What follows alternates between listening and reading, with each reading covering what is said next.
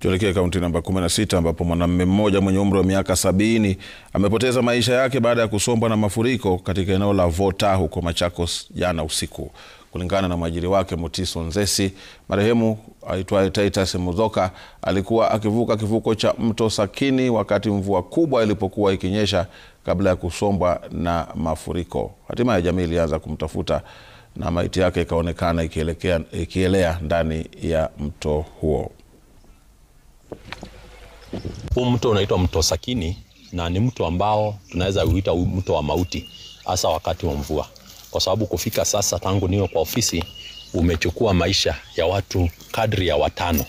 huyu akiwa sasa ndio 5, mbeleni walikuwa 4. Kwa hivyo ni mto uko na maji mengi na ni mto ambao si wa kuchezea hasa wakati wa mvua, iwe mvua ya vuli ama mvua ya masika, kwa sababu unatoa maji mbali sehemu za Mombasa Road, na hata hii sehemu ya Mikuyu isiponyesha, huko Kaviti Plains ikinyesha, kuna uwezekano ya maji iwe mengi na ilete maafa kama haya ambao tumeyapata.